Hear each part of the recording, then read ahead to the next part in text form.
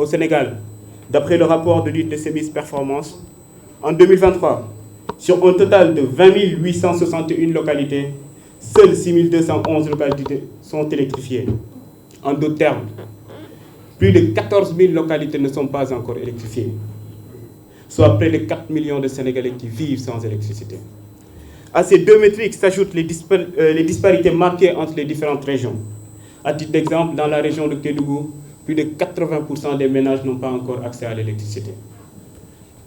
Cet état de fait nous renseigne à quel point il urge de travailler à atteindre 3 objectifs principalement.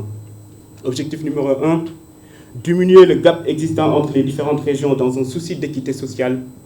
Objectif numéro 2, augmenter la célérité de l'accès universel à l'électricité avec une planification rigoureuse et une exécution efficace des projets. Objectif numéro 3, remettre l'ASER au cœur des programmes d'électrification rurale afin qu'elle joue pleinement son rôle.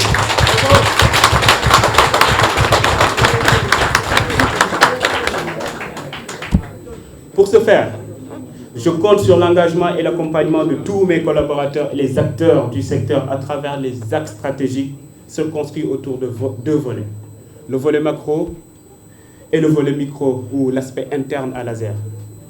Pour ce qui est du volet macro, il faudra sortir de la logique d'urgence et établir une approche durable et une planification rigoureuse et une exécution efficace des projets, comme je le disais tout à l'heure. Pour rappel, entre 2012 et 2022, plus de 763 milliards ont été mobilisés pour l'électrification rurale. 2 plans stratégiques ou 2 plans d'urgence ont été mis en place. Le plan national d'urgence d'électrification rurale 2015-2017, qui avait pour ambition ou pour objectif de faire passer le taux de 30% à 60%. En 2018, nous en étions à 42%. Suit le PUELEC, donc le plan d'urgence d'électrification, qui est toujours en vigueur d'ailleurs, et qui a pour ambition d'atteindre 100% en 2025. Nous en sommes à 62%. Ces chiffres montrent à suffisance qu'il y a nécessité d'établir une approche durable et sortir de la logique d'urgence.